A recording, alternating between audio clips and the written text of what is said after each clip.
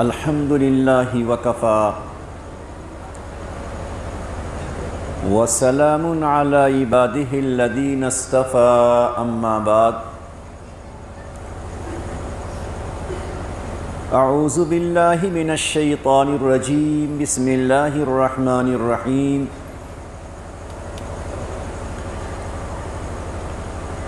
وَذَرُوا ظَاهِرَ الْإِثْمِ وَبَاطِنَهُ صدق اللہ العظیم سبحان ربک رب العزت عما یصفون وسلام علی المرسلین والحمد للہ رب العالمین اللہم صلی علی سیدنا محمد وعلی آل سیدنا محمد وبارک وسلم اللہم صلی علی سیدنا محمد وعلى آل سيدنا محمد وبارك وسلم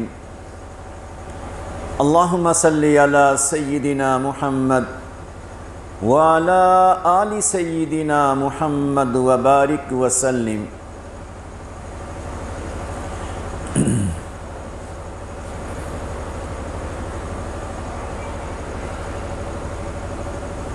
اللہ رب العزت نے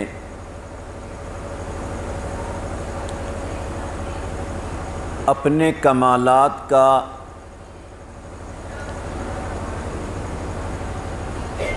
اور اللہ نے اپنے جمال کا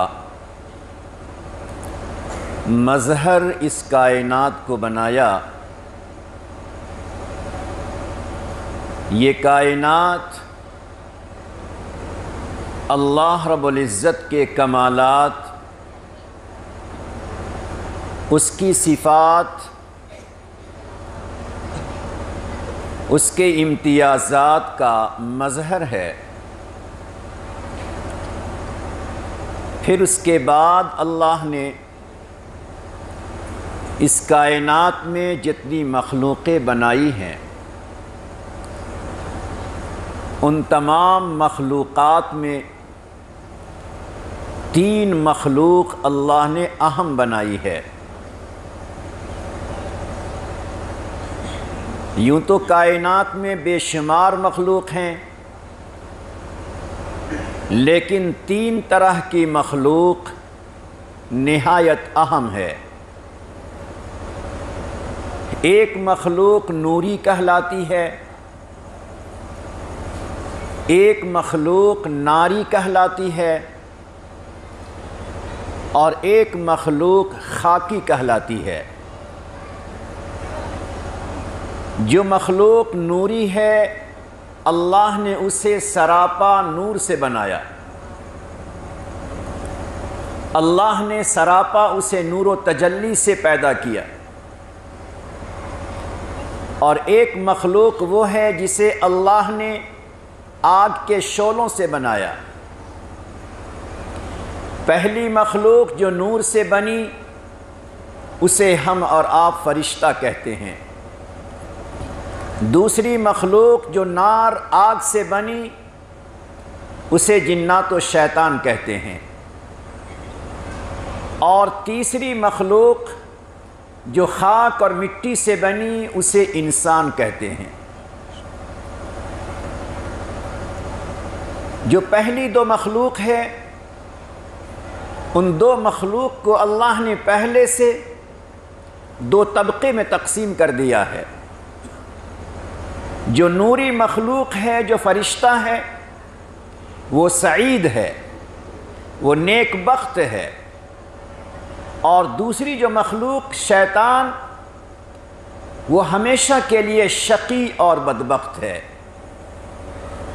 تو ایک طرف سعادت ہے، نیک بختی ہے، اللہ کی رضا اس کے ساتھ ہے، اور دوسری طرف شقاوت ہے، بدبختی ہے۔ وہ اپنی شقاوت، وہ اپنی بدبختی، وہ اللہ کے غیظ و غضب اور اللہ کے جلال سے وہ مخلوق بچ نہیں سکتی۔ یہ 2 مخلوقیں ہیں۔ ان دونوں مخلوق کے درمیان اللہ نے ایک تیسری مخلوق انسان کو بنایا جس انسان میں اللہ نے خیر کا مادہ بھی رکھا اور جس میں اللہ نے شر کا مادہ بھی رکھا۔ آپ کہہ سکتے ہیں جس میں اللہ نے خیر کا اور شر کا مادہ رکھا، اب اس کے بعد انسان اپنے اختیار سے سعادت کے راہوں کو اختیار کر سکتا ہے اور خود اپنے اختیار سے وہ شقاوت اور بدبختی کے راستے پر جا سکتا ہے۔ یہ دونوں راستے انسان کے واسطے اپنے ارادے سے، اپنے انتخاب سے، اپنی چوائس سے انسان سعادت کے راہوں پر، نیک بختی کے راہوں پر، کامیابی کے راہوں پر، جنت کے راہوں پہ چل سکتا ہے، اور یہی انسان شقاوت، بدبختی، اللہ کے غیظ و غضب اور جہنم کی راہوں پہ چل سکتا ہے۔ جس انسان کو اللہ نے خیر اور شر دونوں کا مجموعہ بنایا، جس انسان کے سامنے اللہ نے سعادت اور شقاوت دونوں حصے اس کے سامنے رکھ دیے، اس انسان کے لیے اللہ نے سعادت کی 3 چیزیں عطا فرمائی ہے کہ جس انسان میں 3 چیزیں ہوں گی، جو انسان اپنے آپ میں 3 چیزوں کو لائے گا، اپنے آپ کو 3 چیزوں سے روشن اور منور آراستہ کرے گا، سعادت اس کے ساتھ ساتھ ہوگی۔ اور جو انسان ان 3 چیزوں کو بالکل نظر انداز کرے گا، اس کی کوئی حیثیت نہیں ہوگی، تو خطرہ ہوگا کہ وہ شقاوت اور بدبختی کی طرف چلا جائے۔ وہ 3 چیزیں جو انسان کی سعادت کی ہیں، نیک بختی کی ہیں، کامیابی کی علامت بنتی ہیں، ان 3 چیزوں میں سب سے پہلے نمبر پہ انسان کے پاس علم شریعت کا علم ہونا۔ مرد ہو یا عورت، بوڑھا ہو یا جوان، ماں ہو یا بیٹی، بہن ہو یا بیوی، اس کے پاس اللہ کی طرف سے آیا ہوا دین، اللہ کی طرف سے آئی ہوئی شریعت، اس شریعت کا علم اس کے پاس ہونا ضروری ہے۔ اگر یہ علم ضروری نہ ہوتا تو اس علم کے سیکھنے کو فرض نہ کہا جاتا۔ یہ علم اگر ضروری نہ ہوتا تو ماں باپ کے اوپر اپنی اولاد کو تعلیم دلانا، ماں باپ کے اوپر اپنے بچے اور بچیوں کی تربیت کرنا فرض اور ضروری نہ ہوتا۔ اگر یہ علم ضروری نہ ہوتا تو انبیاء کرام علیہ السلام کا ایک مقصد بیان نہ کیا جاتا۔ اگر یہ علم ضروری نہ ہوتا تو حضرات صحابہ اس علم کے نور کو لے کر دنیا میں پھیلے نہ ہوتے۔ اگر یہ علم ضروری نہ ہوتا تو مدارس اور مکاتب کا جال نہ ہوتا۔ اس لیے کہ انسان کی سعادت، انسان کی نیک بختی، انسان کے خیر کے راہوں پہ چلنا، اس کا دار و مدار انسان کے پاس علم شریعت کا ہونا، علم الہی کا ہونا، یہ لازم اور ضروری ہے۔ اسی بنیاد پر اس علم کو سیکھنے اور سکھلانے کے لیے جس طرح مردوں نے محنت کیا ہے، علماء نے محنت کی ہے، صالحین نے محنت کی ہے، اسی طرح اس امت کی مائیں، اس امت کی بہنیں، اس امت کی بیٹیاں، انہوں نے اپنے گھر میں رہ کر علم دین کی خدمت کیا ہے اور بچیوں اور عورتوں تک سے ہی علم کو پہنچانے کا فریضہ انجام دیا ہے۔ تو اللہ رب العزت نے ہماری اور آپ کی سعادت، ہماری اور آپ کی سعادت اللہ رب العزت نے علم شریعت میں رکھا ہے۔ یہ علم شریعت، یہ علم الہی ہمیں بتلاتا ہے، یہ اللہ کا علم ہمیں بتلاتا ہے کہ کون سا راستہ اللہ تک ہمیں لے جائے گا، کون سی چیزیں ہمیں مقرب بنا دیں گی، کون سی چیزیں ہمیں سعادت دلائیں گی، اور یہی علم ہمیں بتائے گا کہ کون سی باتیں ہمیں شقی، بدبخت، شقاوت اور جہنم کی طرف کون سی باتیں ہمیں لے جائیں گی، یہی علم شریعت ہمیں بتائے گا۔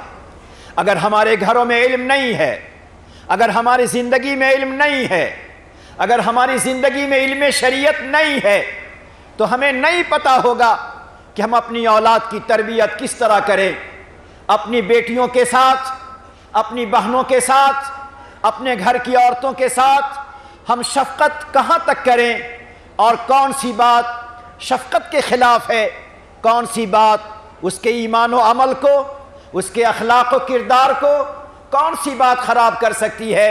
اگر ہمارے پاس یہ علم نہیں ہے تو ہم یہ فیصلہ نہیں کر پائیں گے۔ اس لیے آج کے دور میں جبکہ ہر طرف گناہوں کا جال بچھا ہوا ہے، گناہوں کے راستوں سے انسان کے ذہن کو بدلنے کی کوشش کی جا رہی ہے، اخلاق کو بدلنے کی کوشش کی جا رہی ہے، ماحول کو بدلنے کی کوشش کی جا رہی ہے، فکر کو بدلنے کی کوشش کی جا رہی ہے، اور یوں کہیے کہ ایمان کو چھیننے کی کوشش کی جا رہی ہے۔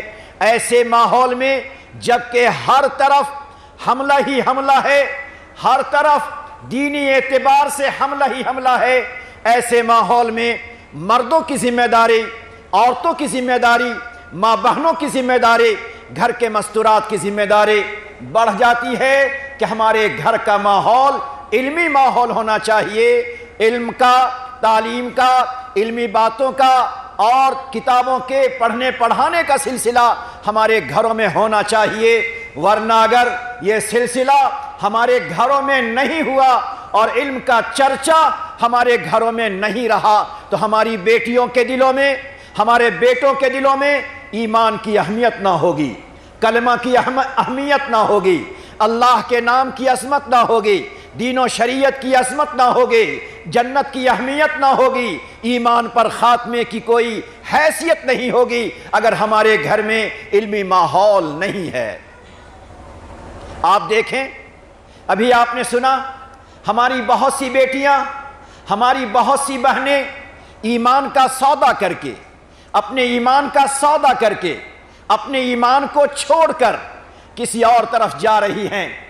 بہت سی ایسی بیٹیاں ملی جن سے سوال ہوا، نہ وہ قرآن پڑھنا جانتی ہیں، نہ وہ کلمے کا معنی جانتی ہیں، نہ جنت و جہنم کے عقیدے کو سمجھتی ہیں، نہ کفر و اسلام کے فرق کو جانتی ہیں۔ بہت ساری ایسی بیٹیاں، بہت ساری ایسی بہنیں ہمارے ہاتھ سے نکل گئی۔ بنیاد یہ ہے کہ ہمارے گھروں میں نہ علم کا چرچا، نہ تعلیم کا سلسلہ، نہ پڑھنے پڑھانے کا سلسلہ، نہ دینی باتوں کے مذاکرے کا سلسلہ ہے۔ اگر گھر میں تعلیم کا سلسلہ نہیں رہا، پڑھنے پڑھانے کا سلسلہ نہیں رہا، گھر کے ذمہ دار اپنے گھر میں دینی باتوں کا مذاکرہ اگر نہیں کریں گے تو آنے والا زمانہ اس سے زیادہ ہمارے لیے افسوسناک زمانہ بنے گا۔ اسی بنیاد پر شریعت نے انسان کی سعادت مندی سمجھتے ہوئے سب سے بنیادی طور پر علم کو انسان کی سعادت کی علامت بتائی ہے۔ لیکن علم کے ساتھ ساتھ سعادت کا دوسرا راستہ اللہ نے عمل کو بنایا ہے۔ علم بھی ہو اور اس علم کے مطابق زندگی میں عمل بھی ہو۔ اگر علم ہے اور عمل نہیں ہے تو پھر سعادت، نیک بختی، اللہ کی رضا، کلمے پر موت، جنت کا مل جانا ضروری نہیں ہے۔ ہو سکتا ہے علم ہو مگر علم کے ساتھ ساتھ کہیں عمل کی خرابی کے بنا پر، گناہوں کی بنا پر، نافرمانی کی بنا پر کہیں ایسا نہ ہو کہ ہم کسی اور راستے پر چلے جائیں اور سعادت کے بجائے ہم شقی اور بدبخت ہو جائیں۔ اسی لیے قیامت کے میدان میں دو جماعتیں ہوں گی، انسانوں کی دو جماعتیں ہوں گی، مردوں اور عورتوں کی دو جماعت ہوگی۔ ایک جماعت سعید کہلائے گی اور ایک جماعت شقی کہلائے گی، بدبخت کہلائے گی۔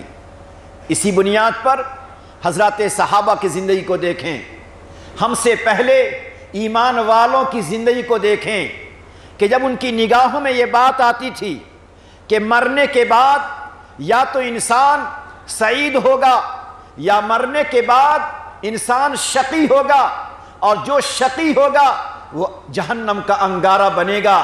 اس بات کو سوچ کر ان کی آنکھوں میں آنسو آ جاتے تھے، ان باتوں کو سوچ کر ان کی آنکھوں میں آنسو آ جاتے تھے، اور پھر وہ تڑپتے تھے۔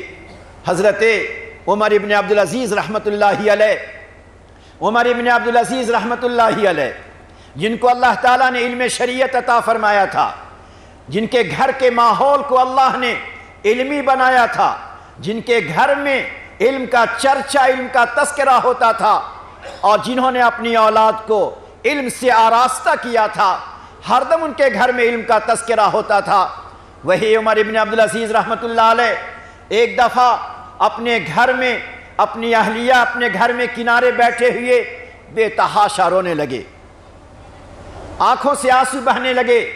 بیوی آئی اور بیوی نے پوچھا، اے میرے شوہر، آپ کو کیا تکلیف ہے؟ کس بنیاد پر آپ کی آنکھوں میں آنسو ہے؟ تو حضرت عمر ابن عبدالعزیز، جو زمانے کا بڑا زاہد بھی تھا، عابد بھی تھا، عالم بھی تھا اور عادل بھی تھا، کہنے لگے، مجھے اپنی آخرت یاد آتی ہے، مجھے محشر کا منظر یاد آتا ہے، اور محشر کے میدان میں دو طبقے ہوں گے، سعید بھی ہوں گے، شقی بھی ہوں گے، جنتی بھی ہوں گے، جہنمی بھی ہوں گے، پتہ نہیں میرا حشر کن لوگوں میں ہوگا۔ یہ کس بنیاد پر؟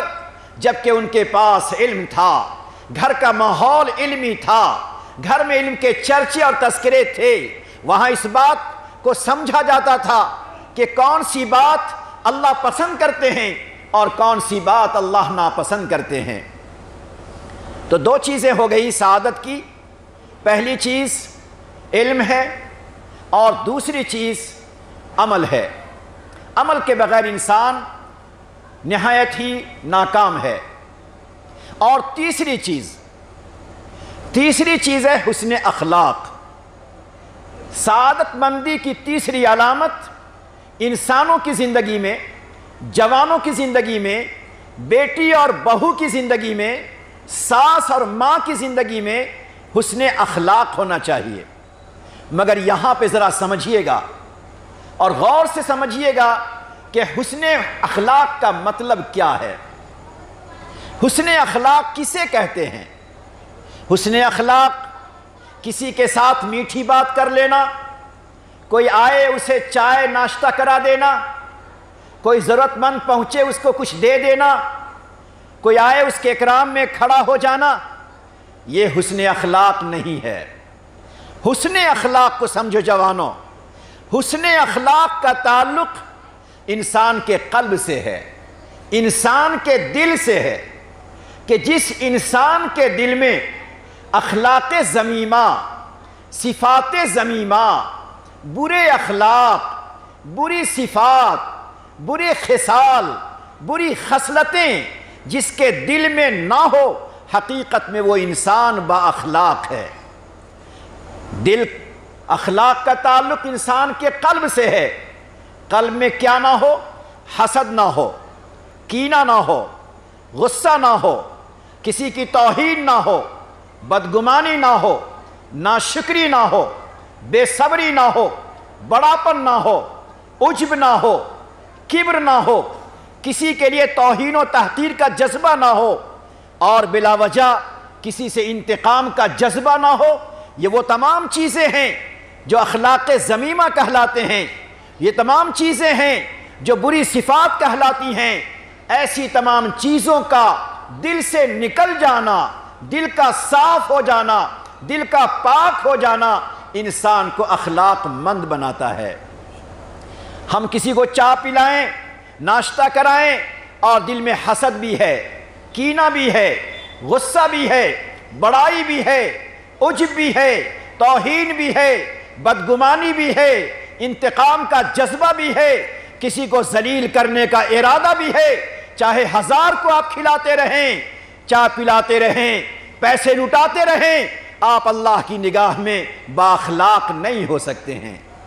لہٰذا سعادت مندی کا یہ تیسرا راستہ، نیک بختی کا یہ تیسرا راستہ جسے حسن اخلاق کہا جاتا ہے، یہ حسن اخلاق کا تعلق انسان کے قلب سے ہے۔ پھر یہ بھی یاد رکھیں کہ حسن اخلاق کے دو پہلو ہیں۔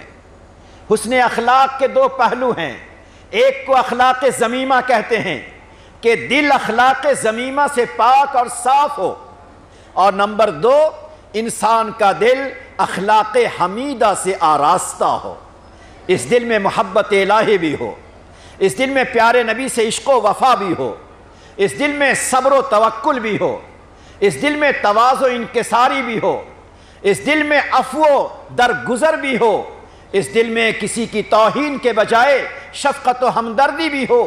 ایسے صفات کا ہونا یہ اخلاق حمیدہ کہلاتا ہے۔ جب یہ دو چیزیں انسان کے قلب میں آتی ہیں تو انسان با اخلاق کہلاتا ہے۔ تو اب تین چیزیں اگر جمع ہو جائے، علم بھی انسان کے پاس علم الہی ہے، عمل بھی انسان کی زندگی میں ہے، اور انسان با اخلاق ہے، یعنی اس کا باطن، انسان کا قلب اخلاق ذمیمہ سے پاک ہے اور اخلاق حمیدہ سے آراستہ ہے، ایسا انسان اللہ کی نگاہ میں سعید ہے۔ اور اگر علم نہ ہو، انسان کبھی بھی گمراہی کی طرف جا سکتا ہے، عمل نہ ہو اللہ کی نگاہ سے دور ہو سکتا ہے، اخلاق صحیح نہ ہو انسان گناہوں کی طرف جا سکتا ہے، انسان شقی اور بدبخت بن سکتا ہے۔ اسی بنیاد پر جب یہ تین باتیں انسان کے اندر آتی ہیں، تین چیزیں انسان میں آتی ہیں، تو ان تینوں کا خاصہ اور ان تینوں کے آنے کے بعد اس کی تاثیر یہ ہے کہ انسان پھر اپنے آپ کو کچھ نہیں سمجھتا، خدائے پاک کے سامنے اپنے آپ کو فنا کر دیتا ہے، اپنے آپ کو ہمیشہ فنائیت کے ساتھ، ابدیت کے ساتھ، نیازمندی کے ساتھ، عاجزی کے ساتھ اپنے آپ کو خدا کے سامنے پیش کرتا ہے۔ علم جتنا زیادہ ہوگا اپنے آپ کو کمتر سمجھے گا، عمل میں جتنا زیادہ ہوگا اپنے آپ کو کوتاہ سمجھے گا، اخلاق حمیدہ سے جتنا آراستہ ہوگا اپنے آپ کو اتنا ہی کمتر سمجھے گا، اپنی نیکیوں پہ نگاہ نہ ہوگی بلکہ اپنی کوتاہی اور قصور پہ نگاہ ہوگی۔ اور یہ چیزیں اگر انسان میں نہیں ہے تو انسان کی نظر اپنے آپ پہ نہیں ہوتی، انسان کی نظر دوسروں پہ ہوتی ہے، پڑوسیوں پر ہوتی ہے، خاندان والوں پر ہوتی ہے، اپنے آپ پہ نظر نہیں ہوتی، دوسروں پہ نظر ہوتی ہے، اور جہاں دوسروں پہ نظر ہوتی ہے وہیں سے انسان خدا کی نگاہ میں گر جاتا ہے۔ سوچے ذرا عمر فاروق رضی اللہ تعالیٰ عنہ، جن کو اللہ تعالیٰ نے قرآن کریم کا علم عطا فرمایا، اور جس علم کی روشنی میں آپ نے فرمایا تھا کہ یہی علم الہی ہے، یہی قرآن کا علم ہے جو انسان کو بلندی تک لے جاتا ہے، اسی علم کی بنیاد پہ انسان بلندی تک پہنچتا ہے۔ عمر فاروق رضی اللہ تعالیٰ عنہ میں علم بھی ہے، عمل بھی ہے، اور اخلاق کی بلندی بھی ہے، مگر اس کے باوجود یہی عمر فاروق رضی اللہ تعالیٰ عنہ کی زندگی کو دیکھیں، حضرت حذیفہ کے پاس آتے ہیں، اور حضرت حذیفہ کے پاس آ کر یہ سوال کرتے ہیں کہ اے حذیفہ، میرے پیارے نبی نے تجھے راز کے طور پر منافقوں کا نام بتلا دیا تھا کہ کون کون منافق ہے، کون کون منافق ہے۔ میں تم سے منافقوں کا نام نہیں پوچھتا، میں تم سے منافقوں کا نام جاننا نہیں چاہتا، بس اتنا جاننا چاہتا ہوں کہ عمر کا نام منافقوں میں تو نہیں ہے۔ یہ ڈر، یہ خوف، یہ اپنے بارے میں فکر کہاں سے آئی ہے؟ یہ فکر، یہ خوف عمر فاروق رضی اللہ تعالیٰ عنہ چونکہ علم کے ساتھ، عمل کے ساتھ، اخلاق حمیدہ کے ساتھ آراستہ تھے، دل میں خوف آیا ہوا ہے کہیں ایسا نہ ہو کہ میں لوگوں کی نگاہ میں امیر المومنین بن گیا، لوگوں کی نگاہ میں بہترین انسان بن گیا، لیکن کہیں ایسا نہ ہو کسی خرابی کی وجہ سے، کسی باطنی گناہوں کی وجہ سے کہیں ایسا نہ ہو کہ میرا نام منافقوں میں شامل ہوگا۔ اللہ اللہ، آج سوچے ذرا، ہم نے چند نمازیں پڑھ لی، کچھ ہم نے نمازیں پڑھ لی، حج عمرہ کر لیا، کچھ تلاوت کر لی، کچھ تسبیحات پڑھ لیں، اپنے آپ کو نہ معلوم کیا سمجھنے لگے اور دوسروں کو حقیر جاننے لگے۔ جب یہ باتیں انسان میں آتی ہیں انسان خدا کی نگاہ سے گر جاتا ہے۔ حضرت خباب بن ارت رضی اللہ تعالیٰ عنہ مشہور صحابی ہیں۔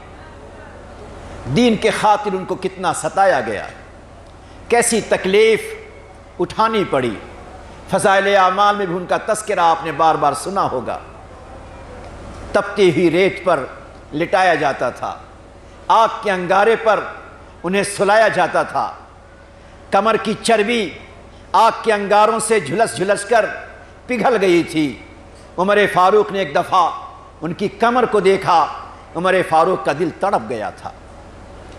جو اللہ کا بندہ علم بھی رکھتا ہو، عمل بھی رکھتا ہو، اخلاق بھی رکھتا ہو، اس بندے کا حال سنیے کہ جس نے تکلیفیں برداشت کی ہیں، ایسی تکلیفیں جو ہم آپ برداشت نہیں کر سکتے، مگر ایک دفعہ گھر میں تھوڑا سا مال آ گیا،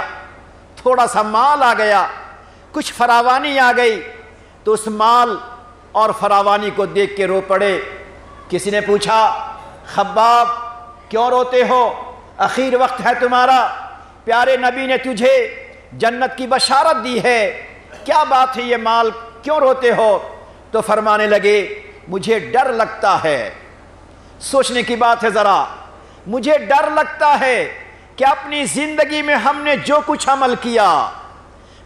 ہم نے عمل کیا قربانیاں دی ہیں، ڈر لگتا ہے کہیں میرا اللہ دنیا میں ہی بدلے کے طور پر اللہ نے یہ مال ہم کو دے دیا، قیامت میں ہم جائیں گے، محشر کے منظر میں ہم ہوں گے تو وہاں خدا کہیں ایسا نہ کہہ دے اے خباب دنیا میں جو تم نے قربانی دی تھی، دنیا میں جو کچھ تم نے کیا تھا، اس کا بدلہ ہم نے تجھ کو دنیا ہی میں دے دیا، تو میں تو وہاں ناکام ہو جاؤں گا، پتہ نہیں میرا حشر سعیدوں میں ہو جائے کہ میرا حشر شقیوں میں ہو جائے۔ آپ سوچیں اتنا بڑا صحابی ہے، تکلیف اٹھاتے ہیں، بدن کی چربی پگھل جاتی ہے، راتوں کو جاگتے ہیں، تہجد میں روتے ہیں، مگر تھوڑی سی دنیا دیکھ کر دوسروں پہ نگاہ نہیں ہے، نگاہ اپنے اوپر ہے کہ شاید یہ مال، شاید یہ خوشحالی، شاید یہ فراوانی، شاید یہ اچھا کھانا مجھے بدلے کے طور پہ دے دیا گیا اور میں دنیا سے خالی ہاتھ روانہ ہو جاؤں گا۔ اس لیے میرے دوستو، جب انسان عمل کرتا ہے، اپنی زندگی کو بناتا ہے، اپنے اللہ سے رشتہ مضبوط کرتا ہے، نگاہ اس کی اپنے آپ پہ ہوتی ہے، نگاہ اپنے آپ پر ہوتی ہے، کہیں خدا کے یہاں میں گر نہ جاؤں۔ لیکن جب انسان یا تو علم حاصل نہیں کرتا اور علم حاصل نہ کرنے کے نتیجے میں انسان گناہوں کی طرف بڑھتا ہے، اور جب گناہ کی طرف بڑھتا ہے تو المعصیہ برید المعصیہ کہ گناہ کا ڈاکیہ ہے، ایک گناہ دوسرے گناہ کو کھینچ کر لاتا ہے۔ آج ہمارے گھروں میں ہماری بیٹیاں، ہمارے بیٹے، ہمارے گھر کا ماحول گناہوں کے ساتھ ہو، ہم یہ سمجھتے ہیں کہ ہماری بیٹیاں، ہمارے گھر کی عورتیں، ہمارے جوان بچے چلو موبائل پہ کچھ گناہ دیکھتے ہیں۔ اللہ گناہوں کی خاصیت یہ ہے کہ گناہ انسان کو شقاوت کی طرف، بدبختی کی طرف، بڑے بڑے گناہوں کی طرف لے جاتا ہے۔ کہیں ایسا نہ ہو جن گناہوں سے ہم چشم پوشی کرتے ہیں، جن گناہوں سے ہم نظر انداز کرتے ہیں اپنے گھروں میں، کیا خبر وہی گناہ ہمارے گھر سے ایمان کے رخصت ہونے کا، ایمان کے چھن جانے کا اور کفر کے آ جانے کا ذریعہ نہ بن جائے۔ اس لیے میرے دوستوں، میرے جوانوں، میری ماں بہنیں، اپنے گھر میں اگر کوئی گناہ دیکھا جاتا ہے، گناہ کی چیزیں موبائل پر دیکھی جاتی ہیں، گناہ کی باتیں موبائل پر کی جاتی ہیں، آپ اس کو خطرہ سمجھیں کہ یہ ہمارے لیے خطرہ ہو سکتا ہے، ایمان کے لیے بھی اور اخلاق کے لیے بھی۔ جب انسان اپنے گھر کے ماحول پہ نگاہ نہیں رکھتا، شقاوت کیسے آتی ہے، بدبختی کیسے آتی ہے، وہ شقاوت اور بدبختی کو سنیں، اور جب انسان اپنے گھر کے ماحول کو دیکھتا ہے تو سعادت کیسے آتی ہے، اس کی ایک مثال کو سنیے۔ بادشاہوں میں ایک بادشاہ عبد الملک ابن مروان ہے۔ یہ بادشاہ گزرا، بادشاہت کی حد تک اس کا معاملہ ذرا کچھ عجیب سا تھا، لیکن ذاتی طور پہ وہ بادشاہ نیک طبع بھی تھا۔ مگر اس کے باوجود جو ان کی اولاد ہیں، 3 اولاد خاص طور پر، سلیمان ابن عبد الملک، ہشام ابن عبد الملک، ولید ابن عبد الملک اور چوتھا بیٹا یزید ابن عبد الملک۔ عبد الملک ابن مروان بادشاہ ہے، اپنے طور پہ صحیح ہے، مگر اولاد کے بارے میں کوئی فکر نہیں ہے، کوئی تربیت نہیں ہے، اولاد عیش و عشرت میں ہے، گناہوں کی طرف ہے، گھر کا ماحول اچھا نہیں ہے۔ نتیجہ یہ ہوا کہ عبد الملک ابن مروان کے مرنے کے بعد جب ان کا پہلا بیٹا سلیمان ابن عبد الملک بادشاہ بنا، نہ علم تھا، نہ عمل تھا، نہ اخلاق کریمانہ تھے، تو دولت کا نشہ آیا، اور دولت کے نشے میں آ کر وہ گناہوں کی طرف آگے بڑھتا گیا۔ 35 سال کا جوان ہے، اللہ رب العزت کو یہ گناہ کا انداز، یہ بڑاپن، یہ عیش و عشرت، یہ اللہ کی ناقدری اور ناشکری اللہ کو پسند نہ آئی۔ 35 سال میں سلیمان ابن عبد الملک کا انتقال ہو جاتا ہے۔ کیسا انتقال ہوا؟ لوگوں نے غسل جنازہ دیا، کندھے دیے، قبر میں جا کے رکھا۔ جیسی قبر میں جا کے رکھا، ابھی مٹی نہیں ڈالے، اس سے پہلے سلیمان ابن عبد الملک کا بدن ہلنے لگا، اس کا جنازہ، اس کی لاش ہلنے لگی، بدن ہلنے لگا۔ بعض لوگوں نے کہا کہ شاید یہ زندہ ہے، عارفین نے، جو علماء تھے، انہوں نے کہا زندہ نہیں ہے، بلکہ جو اس کی زندگی تھی آزادی، اس کی زندگی تھی گناہوں بھری، اس کی سزا ہمیں آپ کو دکھلائی گئی ہے کہ دیکھ لو قبر میں پہنچنے کے بعد شقاوت، بدبختی کس طرح سے آتی ہے۔ لوگوں کو یقین نہ ہوا۔ سلیمان کے بیٹے نے کہا میں اپنے ابا کے چہرے کو دیکھنا چاہتا ہوں۔ اے میرے دوستو، جب پروردگار ناراض ہوتا ہے، گناہوں پہ پکڑ کرتا ہے، شقاوت اس کے سامنے آتی ہے، کوئی تدبیر کام نہیں آتے۔ بیٹے نے کہا میں اپنے باپ کے چہرے کو دیکھنا چاہتا ہوں، کہیں ایسا تو نہیں کہ میرا باپ زندہ ہو۔ لوگوں نے چہرے سے کفن کو ہٹایا، جیسے کفن کو ہٹانا تھا، چہرہ بالکل سیاہ اور چہرہ بالکل کالا پڑ گیا تھا۔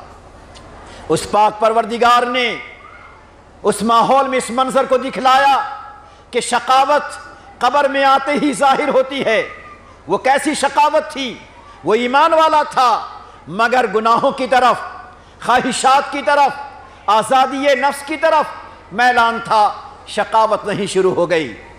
مگر میرے دوستو، میں نے اس مثال کو خاص طور پر منتخب کیا ہے کہ جب انسان کا قلب پتھر کی طرح ہو جاتا ہے، آخرت کا خوف نکل جاتا ہے، جہنم کا خطرہ نکل جاتا ہے، اپنی موت کے بعد آنے والے حالات اس کے دل سے نکل جاتے ہیں، گناہوں کی بنیاد پر، دنیا کے ماحول کی بنیاد پر جب انسان کا دل پتھر اور سخت ہو جاتا ہے، تو بڑے بڑے عجیب حالات کو دیکھنے کے بعد، خدا کی پکڑ کو دیکھنے کے بعد، شقاوت و بدبختی اس کی علامت کو دیکھنے کے بعد بھی دل پہ کوئی فرق نہیں آتا۔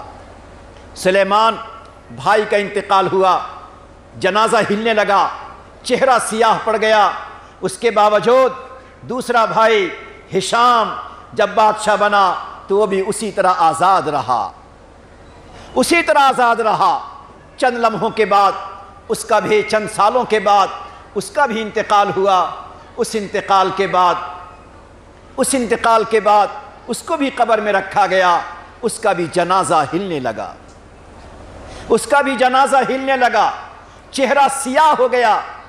پروردگار ہمیشہ عذاب کو نہیں دکھاتے، شقاوت کی علامتوں کو اللہ ہمیشہ نہیں دکھلاتے، مگر کبھی کبھی پروردگار اپنے بندوں کی ہدایت کے لیے، اپنے بندوں کی رہنمائی کے لیے، اپنے بندوں کو اپنے تک بلانے کے لیے وہ پاک پروردگار کبھی کبھی مثالیں دکھلاتا ہے۔ دوسرا بھائی اس کا انتقال ہوا، اسی طرح اس کا معاملہ بنا۔ تیسرا ولید ابن عبد الملک، اس کا بھی حشر اسی طرح ہوا۔ یہ سب کے سب جوانی کے عالم میں مرنے والے، جوانی کی حالت میں مرنے والے، ان تینوں کا جنازہ ہم جوانوں کو، ان تینوں کا جنازہ ہم جوانوں کو پیغام دیتا ہے، اپنی جوانی پہ اعتماد نہ کرو، اپنی فراوانی پہ اعتماد نہ کرو، اپنی طاقت و قوت پہ اعتماد مت کرو، خدا کی پکڑ کب آ سکتی ہے، کب تمہارا جنازہ تیار ہو سکتا ہے، قبر میں تیرا حال کب برا ہو سکتا ہے۔ یہ تینوں جنازے اسی طرح ہوئے۔ مگر اس کے بعد ایک دوسری مثال دیکھیں، عمر ابن عبدالعزیز رحمۃ اللہ علیہ اسی خاندان سے تعلق رکھتے ہیں۔ عبد الملک ابن مروان کے وہ 3 بیٹوں کا حشر ہے، اسی عبد الملک ابن مروان کے بھتیجے ہیں حضرت عمر ابن عبدالعزیز رحمۃ اللہ علیہ۔ انہوں نے اپنی نگاہوں سے اس منظر کو دیکھا، اپنی نگاہوں سے اس منظر کو دیکھا، کیا ہو رہا ہے، کیا قبر میں ہو رہا ہے، چہرے کس طرح سیاہ پڑتے ہیں، عذاب کا اثر جسم پر کس طرح ظاہر ہوتا ہے۔ جب دیکھا اس کے بعد پھر انہوں نے اپنی زندگی کو بدلنا شروع کیا اور اپنی اولاد کی تربیت کو بڑھا دیا، اپنی اولاد کو بہتر سے بہتر بنا دیا۔ نتیجہ یہ ہوا کہ یہ عمر ابن عبدالعزیز یہ بھی تقریباً 2.5 سال صرف امیر المومنین رہے، خلیفۃ المسلمین رہے، 2.5 سال میں ہی ان کے انتقال کا وقت آ گیا۔ میرے ساتھیوں، جب انسان اللہ کا مقرب بنتا ہے، سعادت اس کے ساتھ ساتھ چلتی ہے، تو انسان کی نظر اپنے آپ پہ ہوتی ہے۔ عمر ابن عبدالعزیز نے اپنے خادم سے کہا، میں نے اپنے خاندان کے 3 جنازوں کو دیکھا، ان کی بدبختی شقاوت کو دیکھا، جب میں مر جاؤں تو میرے مرنے کے بعد بھی ذرا قبر میں رکھنے کے بعد میرا چہرہ دیکھ لینا کہ میرے ساتھ میرے اللہ کا کیا حشر ہوتا ہے، میرا پاک پروردگار میرے ساتھ کیا حشر کرتا ہے، ذرا اسے دیکھ لینا۔ اللہ اکبر۔ اس خادم کا بیان ہے، تاریخ میں اس کو نقل کیا ہے، جنازہ رکھا گیا، رکھنے کے بعد جب مٹی دینے کا وقت آیا، اس سے پہلے جب ان کے کفن کو چہرے سے ہٹایا گیا تو ان کا چہرہ 14ویں رات کی طرح روشن اور چمکدار بن گیا تھا۔ جب تک مٹی کے اوپر تھے چہرہ اتنا چمکدار نہ تھا، جب قبر میں پہنچے تو اللہ نے دکھلا دیا۔ اس سے پتہ چلتا ہے یہ نمونہ ہے ہمارے آپ کے لیے، یہ سیمپل ہے ہمارے آپ کے لیے کہ ہم شقاوت کی راہیں، بدبختی کی راہیں، گناہوں کے راستے، خواہشات کے راستے، آزادی کے راستے سے اپنے آپ کو بچائیں، ورنہ کہیں ایسا نہ ہو کہ یہی شقاوت اور یہی بدبختی ہمارے ساتھ چلی جائے، دنیا میں ہم اپنے آپ کو بہتر سمجھیں اور آخرت میں کہیں ہم شقی کی جماعت میں شامل نہ کر دیے جائیں۔ مگر سنو میرے دوستو، اس کے اوپر ایک اور بات سناتا ہوں، اور ماں بہنیں ذرا اس واقعہ کو ذرا اور شوق اور جذبے کے ساتھ سنیں۔ عمر ابن عبدالعزیز رحمۃ اللہ علیہ کے بعد عبد الملک ابن مروان کے 4تھے بیٹے یزید ابن عبد الملک، ان کو لوگوں نے بادشاہ بنا دیا۔ جب وہ بادشاہ بنا، اپنے 3 بھائیوں کی موت، اپنے 3 بھائیوں کے ساتھ سزا، اپنے 3 بھائیوں کے چہرے کا سیاہ ہو جانا، دولت کی مستی میں، جوانی کی مستی میں، عہدے اور منصب کی مستی میں بھول گیا، اور اس کا بھی انداز وہی ہو گیا۔ زبان سے بڑے بڑے بول نکلنے لگے، زبان سے کبر اور گھمنڈ کی باتیں نکلنے لگی، بیوی کسی کو کچھ سمجھتی نہیں، گھر کی عورتیں کسی کو سمجھتی نہیں، اور یہ بھی اپنی جوانی کی مستی میں ہے۔ اللہ اکبر۔ اس پاک پروردگار نے پہلے 3 سیمپل اور نمونہ دکھلا دیا تھا، پھر اللہ نے اس کا بدل عمر فاروق کی شکل میں دکھلایا، مگر ابھی بھی عبرت حاصل نہ ہوئی، تو اللہ نے دنیا میں ہی عبرت دکھلا دیا، اور دنیا میں ہی اللہ نے شقاوت کی نشانی ظاہر کر دی ہے۔ کیا ہمارا آپ اپنے عمل پہ اعتماد کرتے ہیں؟ کیا ہمارا آپ اپنے کمالات پہ اعتماد کرتے ہیں؟ کیا ہمارا آپ اپنے علم پر اعتماد کرتے ہیں؟ ہرگز ہمیں اعتماد نہ کرنا چاہیے۔ اس نے ایک دفعہ یہ کہا کہ آج میرے دربار میں کوئی آ نہیں سکتا، آج میرے دربار میں کوئی فقیر نہیں آ سکتا، آج میرے دربار میں کوئی سائل نہیں آ سکتا۔ اس نے کہا آج میں اپنی فیملی کے ساتھ، اپنی بیوی کے ساتھ ایک الگ سے وقت گزارنا چاہتا ہوں۔ اس نے اپنے ملک میں جو سب سے بہترین انگور کے دانے ہو سکتے ہیں، انگور کے دانے اس نے منگائے، اور منگانے کے بعد کہا میرے اللہ نے حکومت دی ہے، بادشاہت دی ہے، دولت دی ہے، ہم جس طرح چاہیں خرچ کریں۔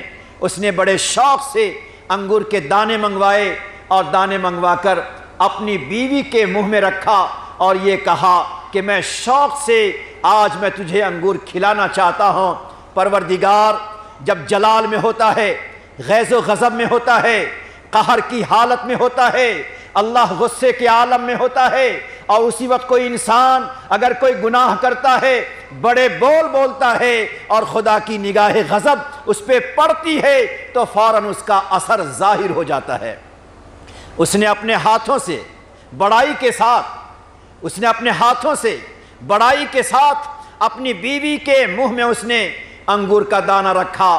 اللہ کو یہ بڑائی پسند نہ آئی، یہ گناہ پسند نہ آیا۔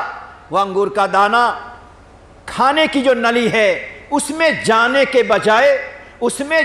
کے بجائے وہ انگور کا دانہ اس کے سانس کے نلی میں چلا گیا۔ اس کے سانس لینے کی جو نلی ہے وہ نلی میں چلا گیا، اور جا کر وہ اٹک گیا۔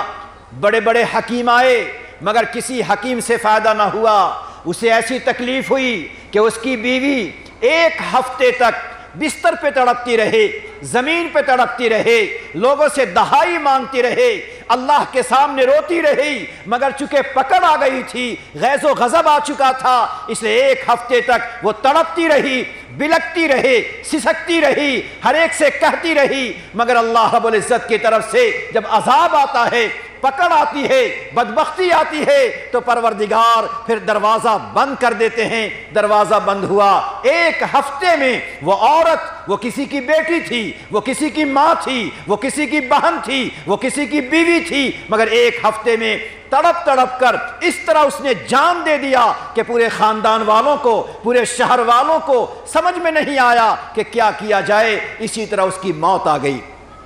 اس کی موت کی داستان کو آپ اس طرح سمجھیں کہ جو یزید بن عبد الملک جو بادشاہ ہے، جس کے پاس دولت ہے، جس کے پاس سب کچھ ہے، اپنی بیوی کے اس تڑپ، اپنی بیوی کے اس رونا، چلانا، تڑپنا، بے تاب ہو جانا، اس کو اتنا ستایا کہ ایک ہفتے میں اس کی بھی موت آ گئی۔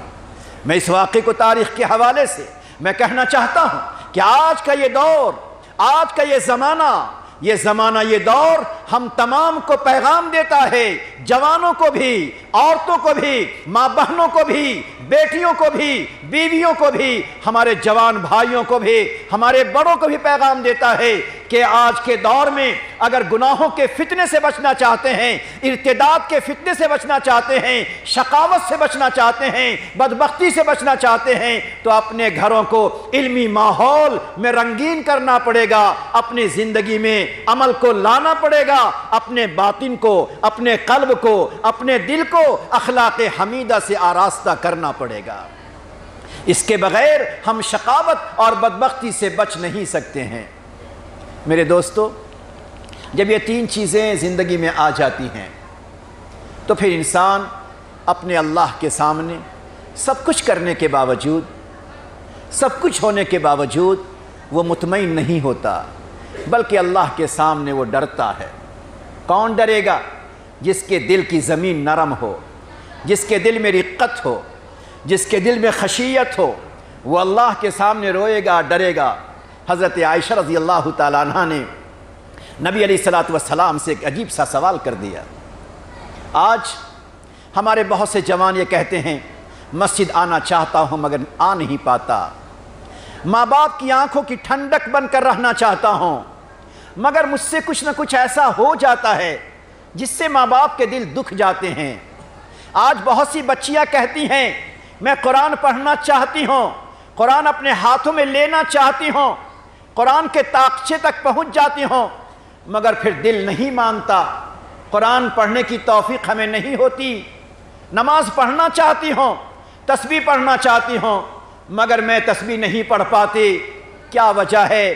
وجہ یہ ہے کہ گناہ دیکھتے دیکھتے، گناہ سوچتے سوچتے، گناہ سوچتے سوچتے، گناہ دیکھتے دیکھتے، گناہ بولتے بولتے انسان کا دل اتنا سخت ہو جاتا ہے، اتنا سخت ہو جاتا ہے کہ نیکیوں کی توفیق اس سے چھن جاتی ہے۔ اے بیٹیاں میں کہتا ہوں، اے مائیں اور بہنیں میں آپ سے کہتا ہوں، اگر آپ نماز پڑھنا چاہتی ہیں، تلاوت کرنا چاہتی ہیں، ذکر کرنا چاہتی ہیں، مگر کر نہیں پاتی تو ڈرنا چاہیے کہیں ایسا نہ ہو میرا دل اتنا سخت ہو چکا، میری زبان اتنی گندی ہو چکی کہ میرے رب کو قرآن کا پڑھنا پسند نہیں ہے، میرے رب کو تسبیح کا دانہ لینا پسند نہیں ہے، تب تو مجھے دل میں تو آتا ہے مگر میں کر نہیں پاتی۔ تو انسان جب گناہوں کی طرف آگے بڑھتا ہے تو حضرت عائشہ رضی اللہ تعالیٰ عنہ نے ایک عجیب سوال کر دیا۔ آج کے ماحول میں اگر آپ دیکھیں زمانہ کہاں سے کہاں چلا گیا، کرونا کا ماحول آیا، اس کرونا کے ماحول نے انسان کے دلوں کو ہلا دیا، انسان کو اپنی موت نظر آنے لگی، ہر انسان دوسرے انسان سے دور ہونے لگا، باپ اپنی بیٹی کے قریب جانے پر تیار نہیں۔ مگر عجیب بات دیکھیں، اس کرونا کے ماحول میں ہونا تو یہ چاہیے تھا ہم متقی ہو گئے ہوتے، پرہیزگار ہو گئے ہوتے، ہمارے جوان دیندار ہو گئے ہوتے، مگر اللہ خدا کے گھر میں بیٹھ کے کہتا ہوں وہ جوان خدا کے ہاں کیا جواب دیں گے، وہ جوان خدا کے ہاں کیا چہرہ دکھائیں گے کہ ایسے ماحول میں جبکہ پورے ملک میں، پورے علاقے میں، ہمارے شہروں میں جنازے پہ جنازے نکل رہے تھے، اس کے باوجود ہمارے بہت سے جوان، ہمارے بہت سے بھائی نشہ کی چیزیں لیا کرتے تھے، بہت سے ساتھی ایسی دوائیں، ایسے کیمیکل لیتے تھے جو نشہ آور ہوا کرتی ہے۔ اللہ ایک طرف جنازہ تیار ہے، ایک طرف گھروں میں ماتم تیار ہے، اس کے باوجود ہمارے جوان نشہ کی طرف جاتے ہوں، فلموں کی طرف جاتے ہوں، گھروں میں بیٹھ کر فلمیں دیکھتے ہوں۔ اللہ اکبر، کل قیامت کے میدان میں ہم پہنچیں گے، وہاں ہمارا قدم اس وقت تک جمع رہ جائے گا جب تک کہ ہم خدا کو اپنے اس گناہ کا حساب نہ دے لیں گے۔ اللہ کیا ماحول بنا ہے، ہمارے جوان کی جوانی، ہمارے جوان کی زندگی، ہمارے جوان کا گھریلو ماحول کیا ایسے ہی تھا؟ اللہ جو شرابی تھا اسے تائب ہونا چاہیے، جو نشہ آور تھا اسے تائب ہونا چاہیے، اسے متقی پرہیزگار بننا چاہیے، مگر کیسا دل ہمارا کہ ایسے ماحول میں رہتے ہوئے ہمارے جوان بچے نشہ کرتے ہوں، ہماری بیٹیاں پردے چھوڑتی ہوں، بے پردہ ہو کر اپنے گھروں سے نکلتی ہو، ہماری مائیں کہتی ہوں ابھی تو شادی نہیں ہوئی، ابھی تو اس کی عمر ہے، بے پردہ ہو کر نکلنے دو۔ اے میری ماں بہنیں، کیا جواب دو گی حضرت عائشہ کے سامنے؟ کیا جواب دو گی حضرت حمزہ کے سامنے؟ کیا جواب دو گی حضرت ہندہ کے سامنے؟ کیا جواب دو گے حضرت رقیہ، حضرت فاطمہ، حضرت آسیہ، حضرت صفیہ، حضرت زینب کے سامنے تم کیا جواب دو گے؟ اگر سوال کر دیا جائے میرے اللہ کی طرف سے عذاب آیا ہوا تھا، مصیبت آئی ہوئے تھے، موت پہ موت آ رہی تھی، قبر پہ قبر تیار ہو رہی تھی، اور ایسے ماحول میں بھی تم میں پردہ نہ آیا، تم میں حجاب نہ آیا، خدا کے سامنے رونا نہ آیا، خدا کے سامنے اپنے بچے کو بہتر بنانا نہ آیا۔ میں پوچھتا ہوں اپنے ماؤں سے، میں کہتا ہوں اپنی بیٹیوں سے، میں کہتا ہوں اپنے بہنوں سے، خدا کے گھر میں بیٹھ کے کہتا ہوں کل قیامت کے میدان میں میری بیٹیاں، میری بہنیں، میری مائیں کل کیا جواب دیں گی جس گھر سے بیٹیاں بے پردہ ہو کر نکلتی ہیں، جس گھر میں بیٹیاں بیٹھ کر موبائل دیکھتی ہیں۔ ہم لعنت کی چیزوں کو، نحوست کی چیزوں کو، شقاوت کی چیزوں کو، بدبختی کی چیزوں کو اپنے گھروں میں رکھیں، اور پھر ماں بہنیں اور گھر کے مرد یہ سوچیں کہ میرے گھر میں خیر آئے، برکت آئے، بھلائی آئے، میری بیٹیاں فرما بردار رہے، میرے جوان میرے فرما بردار رہے۔ یہ کیسے ہو سکتا ہے؟ اگر ہم گھر کی زمین میں کانٹے بوتے ہیں تو ہم پھول اس سے حاصل نہیں کر سکتے۔ بات چلی تھی حضرت عائشہ کی، حضرت عائشہ رضی اللہ تعالیٰ عنہ نے نبی علیہ السلام سے ایک سوال کیا۔ قرآن کریم کی ایک آیت نازل ہوئی ہے، وَالَّذِينَ يُؤْتُونَ مَا آتَوْا وَقُلُوبُهُمْ وَجِلَةٌ۔ پیارے اللہ نے کہا میرے بہت سے بندے ایسے ہیں جن کو میں نے کچھ دیا تو میرے راستے میں خرچ کرتے ہیں، میرے راستے میں خرچ کرتے ہیں، غریبوں پر، یتیموں پر، مسکینوں پر، ماں باپ پر، بھائی بہن پر وہ خرچ کرتے ہیں، مگر پھر بھی ان کا دل ڈرتا ہے، ان کے دل میں خوف ہے، ان کے دل میں ڈر ہے۔ حضرت عائشہ نے کیا سوال کیا؟ ماں بہنیں ذرا سنو، حضرت عائشہ نے سوال کیا کہ مال خرچ کرنے والے، اللہ کے راہ میں دینے والے، اپنے ماں باپ پہ، بھائی بہن پہ، غریبوں پہ خرچ کرنے والے، کیا یہ وہ لوگ ہوں گے جو شرابی ہوں گے؟ کیا یہ وہ لوگ ہوں گے جو چوری کرنے والے ہوں گے؟ کیا یہ وہ لوگ ہوں گے جو زنا کرنے والے ہوں گے؟ پیارے آقا نے فرمایا کہ نہیں نہیں، یہ ڈرنے والے کون ہوں گے؟ کن کا دل ڈرتا ہوگا؟ الذین یصومون، الذین یصومون ویصلون ویتصدقون، اللہ کے پیارے بندے، اللہ کی پیاری بندیاں، اللہ کے پیارے پیارے جوان بندے ایسے ہوں گے جو نماز پڑھتے ہوں گے، روزہ رکھتے ہوں گے، صدقہ خیرات کرتے ہوں گے، وَقُلُوبُهُمْ وَجِلَةٌ، اور ان کا دل ڈرتا ہوگا کہیں ایسا نہ ہو اللہ یقبل منہم، کہیں ایسا نہ ہو کہ اللہ قبول نہ کرے۔ میرے دوستو، جب دل میں سعادت آتی ہے، جب دل میں نیک بختی آتی ہے، تو کرنے کے باوجود بھی انسان اپنے اللہ کے سامنے ڈرتا ہے، روتا ہے، اور جب دل میں سختی اور قساوت آتی ہے تو انسان کچھ کرتا نہیں، اور اگر کچھ کر لیا تو اس کو بہت بڑا کمال سمجھتا ہے۔ اس لیے ہمیں چاہیے کہ ہمیں ایک فیصلہ کرنا ہے، اور فیصلہ یہ ہے کہ ہمیں اہل سعید میں شامل ہونا ہے یا ہمیں شقی میں شامل ہونا ہے۔ ہر مومن کی تمنا یہی ہے کہ ہم شقی نہیں بلکہ سعید میں شامل ہو جائیں، نیک بختوں میں شامل ہو جائیں۔ تو نیک بختی میں شامل ہونے کے جو راستے بتلائے ہیں، ان راستوں کو ذرا اپنے اندر لائیے، کوشش کیجیے آگے بڑھنے کی، فکر پیدا کیجیے، اللہ کے سامنے روتے رہیے، گڑ گڑاتے رہیے، پھر دیکھیے اللہ رب العزت کس طرح انسانوں کو سعید بناتا ہے۔ میرے عزیز دوستو، مالک بن دینار رحمۃ اللہ علیہ، پہلے ان کی زندگی بہت عجیب سی تھی، لمبی داستان ان کی ہے۔ اللہ رب العزت نے ان کی زندگی کو بدل دیا۔ جوان تھے، جوانی کے عالم میں کچھ ہوتا تھا، اللہ رب العزت نے ان کی زندگی کو بدل دیا۔ جب زندگی بدلی ہے تو نیکی کی طرف آگے بڑھے۔ اس کے بعد آخر میں کیا کہا ذرا سنیے گا۔ اللہ سے جب تعلق بڑھتا ہے، رشتہ مضبوط ہوتا ہے، دل کا لو اللہ سے جڑتا ہے، پھر دل کی کیفیت کیا بنتی ہے؟ مالک بن دینار نے کہا جی چاہتا ہے کہ میں وصیت کر کے مروں، جی چاہتا ہے کہ میں وصیت کر کے مروں۔ لوگوں نے پوچھا کیا؟ کہنے لگے میں چاہتا ہوں وصیت کر جاؤں کہ جب میں مر جاؤں تو مجھے غسل جنازہ دینا، مجھے کفن پہنا دینا، اور کفن پہنانے کے بعد میری گردن میں رسی باندھ دینا، اور رسی باندھ کر گھسیٹ کر میرے گھر کے باہر مجھے ڈال دینا۔ اللہ اکبر! سوچو میرے جوانوں، مالک بن دینار سے کسی نے پوچھا آپ ایسی وصیت کیوں کرنا چاہتے ہیں؟ آپ ایسی وصیت کیوں کرنا چاہتے ہیں؟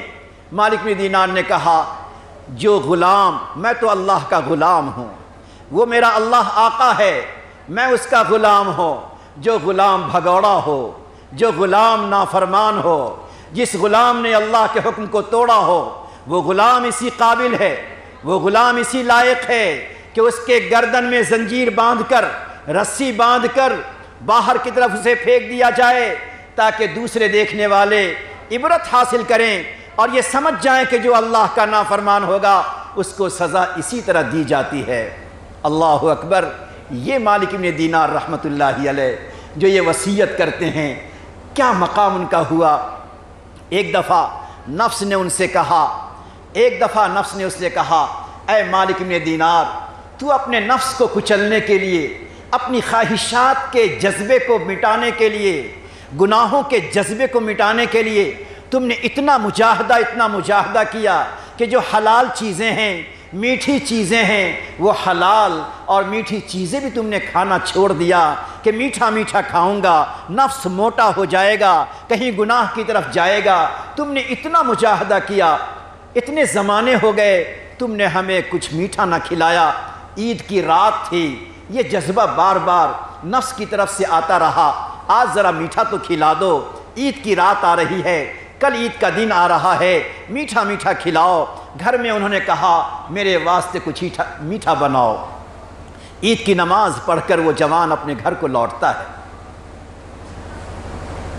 جیسے ہی میٹھا پیالہ ان کے سامنے آیا، کھانا چاہا، ان کے نفس نے اندر سے آواز لگائی، مالک بن دینار، کچھ بھی ہو جائے، کچھ بھی ہو جائے، ہم نے اپنی تو منوا لی، تجھے میرا ماننا پڑا، نفس کا ماننا پڑا، آج تو میں نے تجھے منوا لیا۔ اتنا نفس کا کہنا تھا کہ آج میں نے تجھے منوا لیا، اشارہ تھا آئندہ ہم کچھ اور بھی منوا لیں گے، اور بھی تم سے کرا لیں گے۔ بس اس بات پہ ڈر گئے اور میٹھا جو پکوایا تھا اسے چھوڑ دیا، کہیں ایسا نہ ہو کہ میٹھا کھانے کے بعد یہ نفس ہمیں دوبارہ ڈسے اور ہم سے کوئی گناہ یا کوئی نازیبا عمل ہو جائے۔ چھوڑ دیا، کچھ چیزیں کھا لی، رات بھر کے تھکے تھے، سو گئے۔ اللہ اکبر۔ تھوڑی دیر کے بعد کسی نے دروازہ کھٹکھٹایا اور بہترین کھانے کی چیزیں لے کر آیا، بہترین کھانے کی چیز لے کر آیا۔ دروازہ کھٹکھٹایا، مالک بن دینار نے دروازے کھولے، کہا میں اپنے گھر میں سو رہا تھا، میں بھی اپنے گھر میں سو رہا تھا، مجھے میرے پیارے نبی کی زیارت ہو گئی، مجھے میرے پیارے نبی کی زیارت ہوئی، اور پیارے نبی نے مجھے خواب میں فرمایا کہ اے بندے، اے میرے فلاں، تم اپنے گھر سے اچھا اچھا کھانا لے کر مالک بن دینار کو پہنچاؤ اور اس سے کہنا کہ تم نے جو مجاہدہ کیا اور اپنے نفس کے خلاف کیا، اس کی برکت سے، اس کی بدولت نبی کی طرف سے تمہاری مہمان نوازی کی جا رہی ہے۔ اللہ اکبر۔ گناہوں سے اپنے آپ کو بچانا، اپنے نفس کو کمزور کرنا، اپنے نفس کی طاقتوں کو توڑنا، یہ ہمارے لیے ضروری ہے۔ اس لیے میرے دوستو، آج کے اس ماحول میں اگر ہم اپنے آپ کو نہیں بدلتے، اگر اپنے آپ کو ہم نہیں بدلتے تو اللہ کہیں ایسا نہ ہو اس سے کہیں خطرناک کوئی ماحول بن جائے۔ اس لیے آج کی اس مجلس میں ہمیں طے کرنا ہے، جوانوں کو بھی، خواتین کو بھی، مستورات کو بھی، کہ ہمیں سعادت مندی کے راستے پر، نیک بختی کے راستے پہ چلنا ہے، شقاوت بدبختی کے راستے سے ہمیں بچنا ہے۔ میرے جوان ساتھیوں، اس طرح ذرا بیٹھیں جس طرح ہم نماز میں بیٹھتے ہیں۔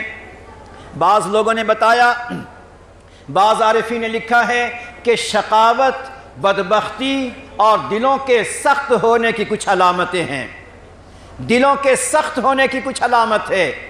اس میں ایک علامت یہ ہے، انسان عبرت کی چیزوں کو دیکھے، انسان اپنے گناہوں کو یاد کرے مگر اس کی آنکھوں میں آنسو نہ آئے۔ گناہوں کی چیز، اپنے گناہوں کو یاد کرے اور عبرت کی چیزوں کو دیکھے، پھر بھی اس کی آنکھوں میں آنسو کے قطرے نہ آئے۔ نمبر 2، موت اور جنازے کو بار بار اپنی آنکھوں سے دیکھے اور اس کے دل میں اپنے آپ کو بدلنے کا خیال نہ آئے۔ نمبر 3، قرآن کریم پڑھے مگر قرآن کریم کے پڑھتے ہوئے اس کے دل میں کوئی تدبر، اس کے دل میں کوئی فکر، اس کے دل کے اندر کوئی جذبہ پیدا نہیں ہوتا، سمجھ جاؤ اس کا دل سخت ہو چکا، اس کا دل پتھر ہو چکا، شقاوت اس کے طرف آ رہی ہے۔ لہٰذا اگر ہم چاہتے ہیں کہ شقاوت سے بچیں، بدبختی سے بچیں، ذرا ان آنکھوں کو آنسوؤں سے تر کرنے کی کوشش کیجئے، اپنے دل میں خوف و خشیت کو لائیے، اپنے اللہ کے سامنے اپنے گناہوں کا اقرار کیجئے۔ اگر ہم یہ کریں گے تو شقاوت کے بجائے سعادت مندی کی طرف، نیک بختی کی طرف ہم جائیں گے۔ اللہ کے بندے کیسے ہوا کرتے تھے؟ حضرت ابن حمام رحمۃ اللہ علیہ جو شارح بخاری ہیں، اتنا بڑا انسان ہے مگر ایک دفعہ قرآن کریم کی آیت پڑھتا ہوا وہ گزر رہے تھے، گزرتے ہوئے قبرستان کے پاس سے گزرے، وہاں ان کی زبان پر یہ آیت آئی، دل دہل گیا، کانپ گئے، آنکھیں ان کی نم ہو گئی۔ منا سعید و منا شقیون، کچھ بندے ایسے ہیں جو شقی ہیں اور کچھ بندے ایسے ہیں جو سعید ہیں۔ اچانک حضرت عطا اسکندری رحمت اللہ علیہ اسی قبرستان میں مدفون تھے، اچانک غیب سے آواز آئی، لیس منا شقیون لیس منا شقیون کلنا سعیدون، ہم میں کوئی بھی انسان شقی نہیں ہے، بدبخت نہیں ہے، ہر کوئی یہاں پر سعید اور نیک بخت ہے۔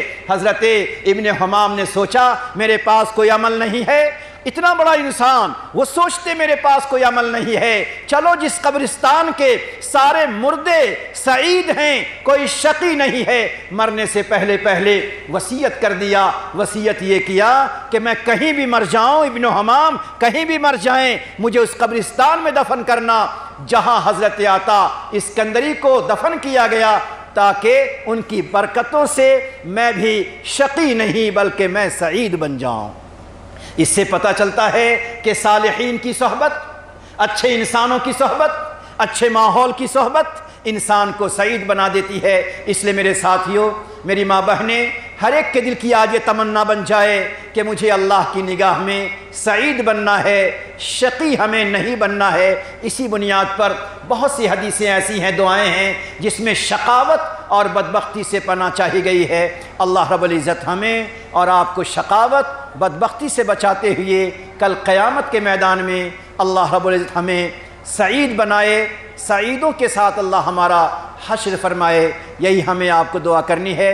تھوڑی دیر کے لیے آنکھوں کو بند کر لیجئے، سر کو جھکا دیجئے، اپنے اللہ سے دل ہی دل میں یہ عہد و پیمان کر لیں۔ آنکھوں کو بند کریں، آپ نیچے کی طرف دیکھیں، دل ہی دل میں اپنے اللہ سے عہد و پیمان کر لیجئے، میرے پیارے اللہ، میں گناہگار سے ہی، میں خطا کار سے ہی، مگر میرے اللہ آپ جب ناراض ہوتے ہیں انسان کو شقی بناتے ہیں، جب شقی بنتا ہے ایمان چھن جاتا ہے، جنت سے محروم ہو جاتا ہے۔ میرے اللہ ہم ان بدبختوں میں شامل ہونا نہیں چاہتے، اللہ ہم گناہگار سے ہی، خطا کار سے ہی، ہم تیرے نیک بختوں میں شامل ہونا چاہتے ہیں۔ یہی تمنا، یہی دعائیں اپنے اللہ سے ہمیشہ کرتے رہیں، اور یہی دعا آج بھی ہمیں اپنے اللہ سے کرنی ہے۔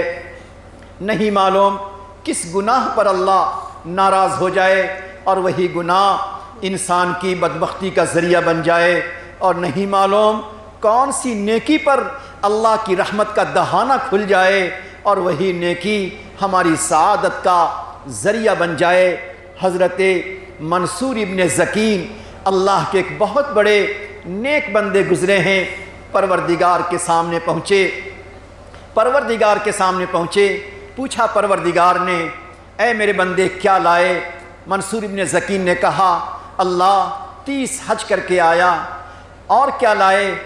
میرے اللہ میں نے تقریباً اتنے 1000 درہم تیرے راستے میں خرچ کیے، اور کیا لائے؟ اللہ اتنا قرآن ختم کر کے لایا، اور کیا لائے؟ خاموش ہو گئے۔ پروردگار اپنے بندوں سے کس چھوٹے عمل سے راضی ہو جاتا ہے، کس چھوٹے عمل پہ جنت کا فیصلہ کر دیتا ہے، ذرا وہ سنیے۔ اللہ نے فرمایا، اے منصور ابن زکین، ایک دفعہ تم راستے سے گزر رہے تھے، سواری پہ سوار تھے، راستے پہ کانٹے پڑے تھے، کانٹے کی ٹہنی پڑی تھی، تم نے سواری کو روکا، نیچے اترے، اور تم نے انسانوں کو فائدہ پہنچانے کے لیے اس ٹہنی کو ہٹا دیا۔ تیرا یہ چھوٹا عمل مجھے اتنا پسند آ گیا کہ میں نے اسی دن تجھے سعیدوں میں، جنتیوں میں شامل کر دیا۔ آج ہم سوچیں، ایک بندہ خدا کانٹوں کے ہٹانے سے جنت میں جاتا ہے، جبکہ ہم اور آپ اپنی آنکھوں میں گناہوں کے کانٹے لیے پھرتے ہیں، اپنے دلوں میں حسد اور کینے کے کانٹے لیے پھرتے ہیں۔ اللہ، سڑک پہ کانٹا ہٹانے والا جنت میں جا رہا ہے، سعید بنتا ہے۔ کہیں ایسا نہ ہو کہ ہم اپنے آنکھوں کے کانٹوں کی وجہ سے، اپنے دل کے کانٹوں کی وجہ سے کہیں ہم جہنم میں چلے جائیں۔ اللہ سوچیں، اپنے دلوں کے کانٹوں کو ہٹائیے، اپنے آنکھوں کے کانٹوں کو ہٹائیے، اپنے دلوں کو ذرا پاک و صاف کیجئے۔ ماں بہنیں، کیا ہم نہیں دیکھتے ہر صبح ہماری ماں بہنیں گھر کو صاف کرتی ہیں، زمین کو صاف کرتی ہیں، چادر کو صاف کرتی ہیں، در و دیوار کو صاف کرتی ہیں، اور برتنوں کو صاف کرتی ہیں، جس گھر میں بیٹیاں ہوتی ہیں، جس گھر میں بہو ہوتی ہے، اگر برتن تھوڑا گندا رہ گیا، زمین پہ تھوڑا کچڑا رہ گیا تو ساس اور ماں کا چہرہ بگڑ جاتا ہے، آواز بدل جاتی ہے، زبان سے تان و تشنی ہونے لگتے ہیں۔ کیوں؟ اس لیے کہ گھر میں تھوڑا کچڑا رہ گیا۔ اے ماں بہنیں، اللہ کا واسطہ دے کر کہتا ہوں، اگر ہمارے دل میں اگر اللہ نے ہمیں کہہ دیا تیرے دل میں ہمیشہ کینے کا کانٹا تھا، غصے کا کانٹا تھا، جاہ و جلال کا کانٹا تھا، بتاؤ تم نے اس کانٹے کو صاف کیوں نہیں کیا؟ بہو نے اگر کچڑے صاف نہیں کیے، کیا کیا تم نے اس کو سنا دیا، مگر ہم نے تو تجھے دنیا میں کبھی نہیں سنایا، آج تجھے حساب دینا پڑے گا۔ لہٰذا کوشش کیجئے اپنے آنکھوں کو گناہوں کے کانٹوں سے بچائیے، اپنے دل کو گناہوں کے کانٹوں سے بچائیے، تاکہ ہم آسانی کے ساتھ اللہ کی جنت میں جا سکیں، اللہ کی رحمت کو پا سکیں۔ اپنے گناہوں کو یاد کریں، محشر کو یاد کریں۔ دو جماعتیں بنیں گی، دو جماعتیں بنیں گی، ایک جماعت کو فرشتہ سعیدوں کی طرف، ایک جماعت کو اللہ فرشتہ شقی کی طرف لے جائے گا۔ یقیناً ہمارا قدم اس کی طرف بڑھے گا جو سعید ہوں گے۔ کہیں ایسا نہ ہو ہمارے ظاہر کے گناہ، ہمارے باطن کے گناہ، ہمارے دل کی خرابی کی بنا پر فرشتہ ہمیں دھکے دے دے اور یہ کہہ دے اے بندہ تو شقی ہے، شقی کی جماعت میں چلا جا۔ اس وقت ہم سے بڑھ کر حسرت میں کون ہوگا، ہم سے بڑھ کر گناہوں میں کون ہوگا؟ یہ تو کافروں کی بات دہرائی گئی، ربنا اخرجنا نعمل صالحا غیر الذی کننا۔ کچھ لوگ وہاں ہوں گے جب وہ شقاوت کو دیکھیں گے، جہنم کو دیکھیں گے، اپنے انجام کو دیکھیں گے تو پروردگار سے فریاد کریں گے اے اللہ ہمیں یہاں شقی میں سے نکال دے، جہنمیوں میں سے نکال دے۔ کیوں؟ کہے گا اللہ اب دوبارہ دنیا میں جانے دے، تاکہ دنیا میں جا کر اب میں ویسا نہیں کروں گا جیسا کیا کرتا تھا، ویسا نہیں بولوں گا جیسے بولا کرتا تھا، ویسا نہیں دیکھوں گا جیسا میں دیکھا کرتا تھا۔ کہا جائے گا اولم یتذکر ما فیہ من تذکر، کیا تیرے پاس وہ نہیں آیا جو تجھے ڈرائے؟ کیا تیرے پاس وہ نہیں آیا جو تجھے سمجھائے؟ ہم نے سمجھانے والا، ہم نے ڈرانے والا، ہم نے عبرت دلانے والا بھیجا تھا، وجاکم النذیر، اور ہمارے عذاب سے ڈرانے والا ہم نے بھیج دیا تھا۔ دوستو، جوانوں، میری ماں بہنیں، حقیقت یہ ہے یہ پچھلے 1.5 سالوں سے جو ماحول بنا تھا خوف و ہراس کا، اللہ رب العزت نے ہمیں گناہوں سے ڈرانے کے لیے، گناہوں سے بچانے کے لیے، توبہ طائب ہونے کے لیے، گناہ کے چسکا کو ختم کرنے کے لیے اللہ نے ایک نذیر بنا کر، ڈرانے والا بنا کر، ایک واعظ بنا کر، سمجھانے والا بنا کر بھیج دیا تھا۔ لیکن اس کے باوجود بھی اگر ہم اپنی زندگی کو نہ بدلیں پھر خدا کے یہاں ہمارے پاس کوئی عذر نہ ہوگا۔ اس لیے اپنے گناہوں کو یاد کیجئے، سوچئے، اب انشاءاللہ ہم اپنے آپ کو بہتر سے بہتر بنائیں گے۔ جو انسان اپنے باطن کو جھانکتا ہے، اپنے دل پہ نظر رکھتا ہے، اسے اپنی حقیقت نظر آتی ہے۔ جب دل کی حقیقت نظر آتی ہے اس کے آنکھوں کے آنسو ڈبڈبا جاتے ہیں۔ ایک بندے کے بارے میں لکھا ہے 60 سال کی زندگی ہو گئی، 60 سال کی زندگی ہو گئی، 20 سال اس نے دیکھا گناہ پہ گناہ کیا، گناہ پہ گناہ کیا۔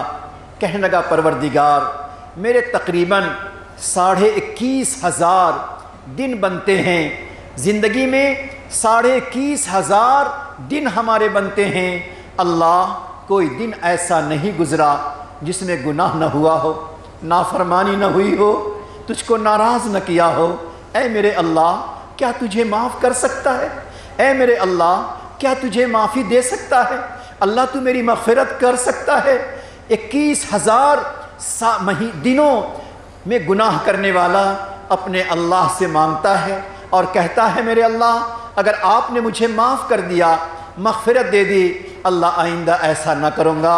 پروردگار کو اپنے اس گناہگار کی یہ ادا پسند آ گئی، اللہ رب العزت نے اس کی مغفرت فرما دی، وہیں اس کی موت بھی آ گئی اور اللہ نے مغفرت کا پروانہ دیا۔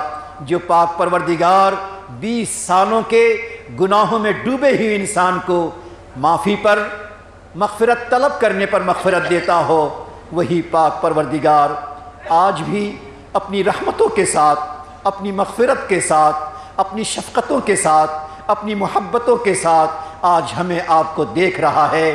لہٰذا ہر جوان یہ کوشش کرے میرے رب کے سامنے ندامت کا قطرہ بہہ جائے، ہر ماں بہن کوشش کرے شرمندگی کے آنسو ہمارے آنکھوں سے بہہ جائے۔ کیا خبر اس مجمع میں رونے پر، اس مجمع پہ آنسو بہانے پر اللہ ہماری تقدیر بدل دے، ہمارا نصیب بہتر بنا دے، ہمیں شقی کے بجائے ہمیں پیارا اللہ سعید بنا دے۔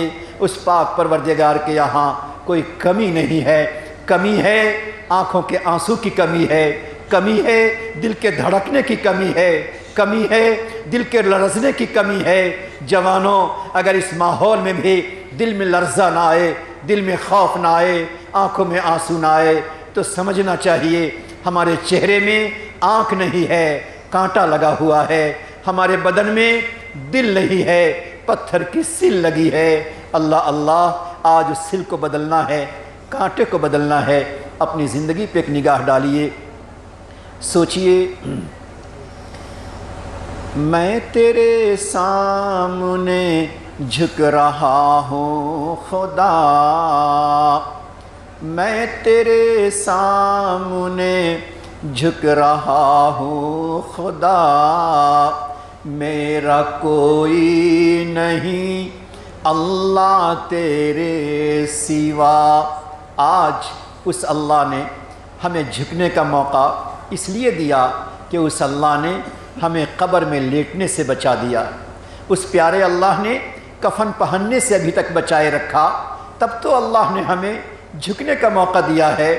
میں تیرے سامنے جھک رہا ہوں خدا، میرا کوئی نہیں اللہ تیرے سوا، میں گنہگار ہوں، میں خطا کار ہوں، میں گنہگار ہوں، میں خطا کار ہوں، میں سیاہ کار ہوں، میں سزاوار ہوں۔ محشر کا وہ منظر یاد کریں، جو شقی ہوں گے اللہ کہیں گے خذوہ فغلوہ ثم الجحیم صلوہ، پکڑ لو اسے، اے فرشتے پکڑو اسے۔ جوانوں اللہ کا ایک حکم ہوگا، ایک بندے کی پکڑ آئے گی، مگر اللہ اتنے جاہ و جلال میں ہوگا کہ 70 فرشتے دوڑ پڑیں گے، 70 فرشتے دوڑ پڑیں گے، جلدی آئیں گے، میرے اللہ کا فرمان ہے جلدی چلو۔ کوئی زنجیر لگا رہا ہوگا، کوئی توق لگا رہا ہوگا، کوئی بیڑی لگا رہا ہوگا، کوئی دھکے دے رہا ہوگا، کوئی گھسیٹ رہا ہوگا۔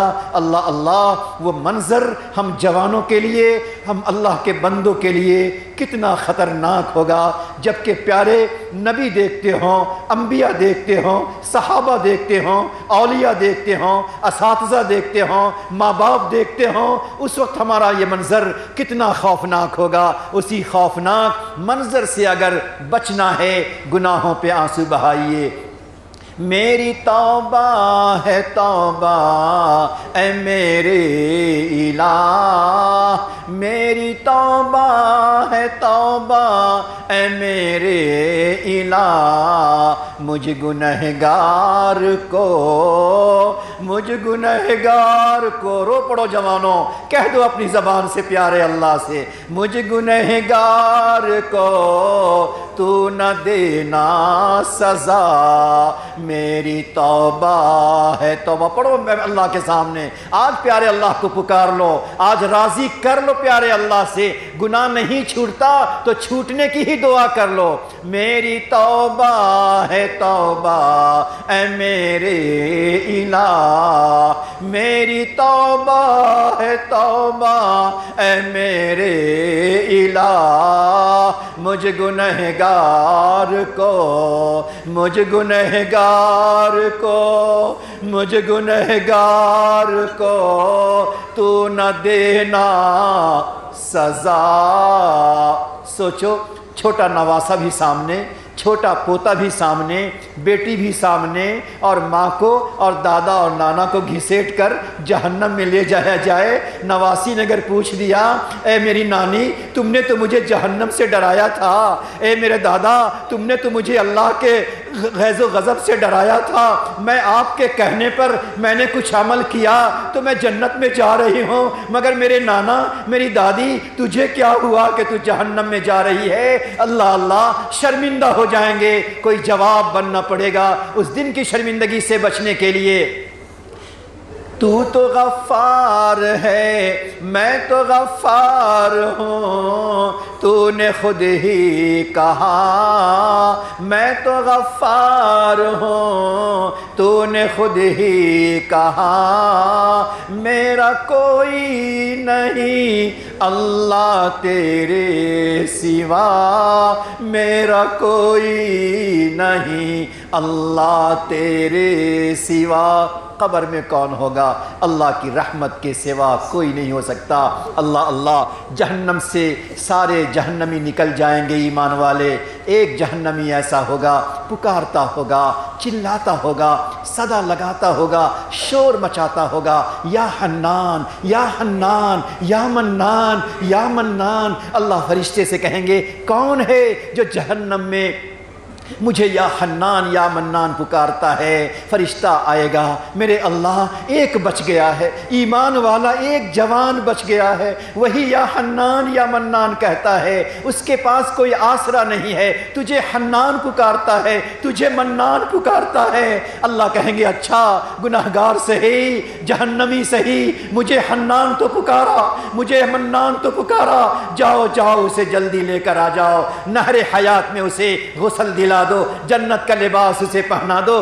جو پاک پروردگار جہنم میں یا حنان یا منان سننے پر جہنم سے نجات دے دے گا، اسی اللہ کو آج سارے لوگ مل کر پڑھیں یا حنان یا منان یا حنان، پڑھو زور سے، پکارو پیارے پروردگار کو، رو ڈالو پروردگار کے سامنے، اے اللہ تو نے وہاں جہنم سے بچایا، اپنے نام کی برکت سے میرے اللہ گناہوں سے بچا دے، شقاوت سے بچا دے، اللہ تو نے وہاں جہنم کے انگارے سے بچایا، اللہ بدبختی سے بچا دے، اس نام پاک کی برکت سے یا حنان و یا منان پڑھ لو، زور سے تڑپ کر پڑھ لو، اپنے اللہ کے سامنے رو لو۔ اے میرے جوانوں اگر تم کسی اور کے سامنے تڑپو گے کوئی ہنسے گا، مذاق اڑائے گا، مگر اگر تم خدا کے سامنے تڑپو گے فرشتہ رش کرے گا، پروردگار رش کرے گا، اے فرشتے دیکھو میرے جوانوں کو، میرے بندوں کو، میری بندیوں کو، گناہگار سہے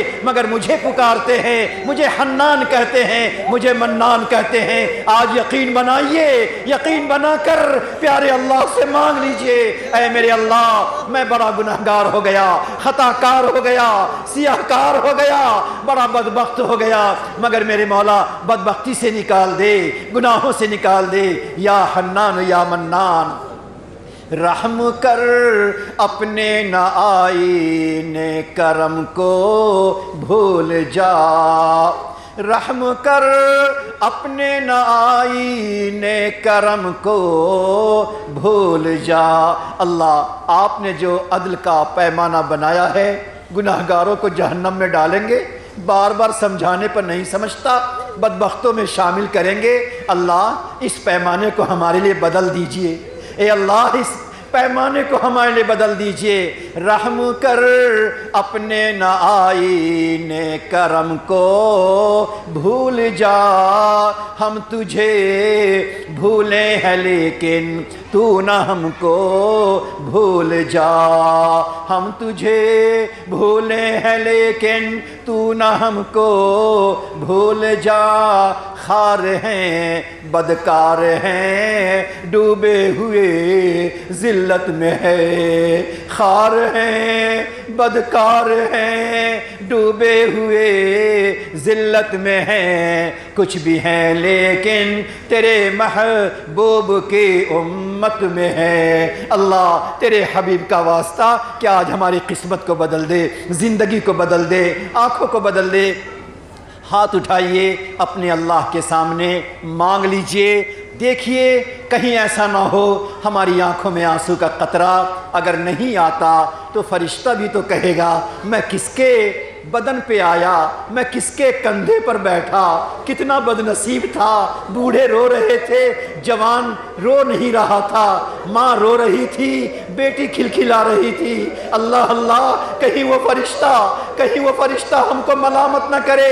بہت سے بندے اللہ کی مغفرت لے کر گئے، اللہ کی رضا لے کر گئے، اللہ کو راضی کر کے گئے، اور یہ جیسا آیا تھا ویسے ہی واپس لوٹ گیا، جیسا آیا تھا ویسے ہی واپس محروم گیا۔ اللہ اللہ، محرومی سے بچا دے۔ اللہم لک الحمد کما ینبغی لجلال وجہک وعظیم سلطانک۔ اللہم صلی علی سیدنا محمد وعلی آل سیدنا محمد وبارک وسلم۔ اے اللہ بڑے گناہگار، اللہ بڑے خطا کار، اللہ بڑے سیاہ کار، اللہ گناہوں میں ڈوبے ہوئے، اللہ سر کے بالوں سے لے کر پاؤں کے ناخن تک گناہوں میں ڈوبے رہے۔ اللہ ہم نے جنازوں کی خبریں سنی، ہزاروں ہزار جنازوں کی خبریں روزانہ سنتے رہے، اندر ڈرتے رہے کہیں میری موت نہ آ جائے، کہیں میرا جنازہ نہ ہو جائے، مگر میرے اللہ اس ماحول کو دیکھ کر بھی نہ ہمارا ظاہر بدلا، نہ ہمارا باطن بدلا، نہ ہماری آنکھیں بدلے، نہ ہمارا دل بدلا، نہ ہماری زبان بدلے۔ اے میرے اللہ اب کون سا موقع آئے گا کہ جس کو دیکھ کر ہم بدل پائیں؟ مولا ہم بہت گر چکے ہیں، بہت دور جا چکے ہیں، دلوں کو پتھر بنا چکے ہیں۔ مولا ہم سے نہیں ہو پایا، مولا ہم سے نہیں ہو پایا۔ اللہ اب آپ ہی کر دیجئے، اللہ آپ ہی کر دیجئے۔ چھوٹا سا بچہ ایگزام قریب آتا ہے، ڈرائنگ نہیں کر پاتا، روتا ہے، امی جاؤں گا کلاس میں جاؤں گا ماسٹر مارے گا، ڈپٹے گا، ماں ہاتھ پکڑ کے لکھا دیتی ہے، ماں ہاتھ پکڑ کے لکھا دیتی ہے میرے لال کو نہیں آتا، چلو میں ہی لکھ دیتی ہوں۔ میرے اللہ آپ فرشتوں سے کہہ دیجئے میرے بندوں کو بچنا نہیں آتا، میرا بندہ نہیں بچ پاتا، میرا بندہ نہیں رک پاتا، میرا بندہ آنسو نہیں گرا پاتا۔ میں تو رب ہونا، میں تو مالک ہونا، میں تو رحمان ہونا، میں تو اس کا رحیم ہونا، میں تو اس کا غفار ہونا۔ آؤ فرشتے میں ہی آنسو بہا دیتا ہوں، میں ہی گناہوں سے بچا دیتا ہوں۔ اللہ جی آج فیصلہ فرما دیجئے، اللہ فیصلہ فرما دیجئے، گناہوں سے بچا دیجئے۔ اللہ ہمارے جوان نشہ سے بچنا چاہتے ہیں، ہماری بیٹیاں پردہ کرنا چاہتی ہیں، ماحول کی وجہ سے نہیں کر پاتے۔ میرے اللہ آپ چھڑا دیجئے، آپ نشہ چھڑا دیجئے، آپ گناہوں کو چھڑا دیجئے، جوانوں کی بد اخلاقی چھڑا دیجئے، گناہوں کی آزادی چھڑا دیجئے، ماں باپ کی نافرمانی چھڑا دیجئے، اور اللہ نیکی کے راستے پر لگا دیجئے۔ اللہ آپ کے لیے لگانا تو بڑا آسان ہے۔ اے میرے پیارے اللہ، او میرے رحیم اللہ، او میرے کریم اللہ، آپ نے تو آخر اسی حضرت وحشی کو جس نے پیارے نبی کے چچا کے بدن پہ نیزہ چلایا تھا، جن کے سینے کو گردن سے چیرا تھا اور کاٹ کاٹ کے کلیجے کو نکالا تھا اللہ، اور ہندا نے اپنی زبان سے چبایا تھا، مگر میرے مولا تو نے اسے بھی ایمان دے دیا اللہ، تو نے صحابی بنا دیا، جنت کی بشارت دلا دے اللہ، ان کو اچھے انسانوں میں شامل کر دیا۔ میرے مولا آپ نے تو کیا تھا، آپ نے تو کیا تھا، آپ نے تو کیا تھا، نبی کے دربار میں آپ نے بھیجا تھا، نبی کے دربار میں آپ نے بھیجا تھا، صحابی تو آپ نے بنایا تھا۔ اللہ جی آپ بھی ہمیں اپنے گھروں میں بلا لیجئے، اپنے در میں بلا لیجئے، سجدہ کرا دیجئے، گناہوں کو چھوڑا دیجئے میرے مولا، آج چھوڑا دیجئے میرے مولا، تقدیر بدل دیجئے میرے مولا۔ اے اللہ جتنے لوگ یہاں پر آئے ہیں جن کی جو پریشانی ہے، بیماری ہے، اس کو دور فرما دیجئے، گھر کی تنگی کو ختم فرما دیجئے۔ بہت سے لوگ بیمار ہیں، بستر پہ سسکتے تڑپتے ہیں، اللہ ان کو شفائے کاملہ عاجلہ مستمرہ دائمہ نصیب فرما دیجئے۔ اے اللہ نعمت کی، اے اللہ صحت کی نعمت عطا فرما کر شکر کی توفیق عطا فرما، گھروں میں فراوانی عطا فرما، خوشحالی عطا فرما، گھروں کے ماحول کو دینی بنا، اے اللہ ارتداد سے حفاظت فرما، ہمارے ایمان و یقین کو پختہ بنا۔ اے اللہ جہاں جہاں دین کی جماعتیں کام کر رہی ہیں اللہ نصرت فرما، ان کے ایک ایک قدم کو ہر ایک کی ہدایت کا ذریعہ بنا، ہر مسجد کو ہدایت کا مینار بنا، علماء، صلحاء، ائمہ، حفاظ، مدارس، مکاتب، اللہ ہر ایک کی ٹوٹی پھوٹی خدمتوں کو قبول فرما۔ اللہ اگر یہ سلسلے بند ہو گئے، اللہ یہ سلسلے اگر کسی بہانے بند ہو گئے، اللہ ہمارا ایمان محفوظ نہیں رہ پائے گا، قرآن محفوظ نہیں رہ پائے گا، تیرے نام لینے والے محفوظ نہیں رہ پائیں گے۔ اللہ محرومی سے بچا دے، ایسے ناپاک عزائم کو ختم فرما دے، پورے ملک کے اندر، ہمارے پورے ملک میں بسنے والے ہر انسان ان کو امن اور شانتی عطا فرما، پریم اور محبت عطا فرما، ایکتا نصیب فرما، ہر ایک کو بہتر سے بہتر انسان بن کر دوسرے کے کام آنے والا بنا۔ اے اللہ آخری التجا یہ ہے، ہم گناہگار، خطا کار، ایک تیری رحمت کے امیدوار، پیارے نبی صلی اللہ علیہ وسلم کی شفاعت کے امیدوار ہیں، ہم گناہگار، خطا کار امتی کی طرف سے پیارے آقا صلی اللہ علیہ وسلم کی خدمت بابرکت میں ہم تمام کی طرف سے صلاۃ و سلام کا نذرانہ، محبت بھرا نذرانہ پیش فرما دیجئے۔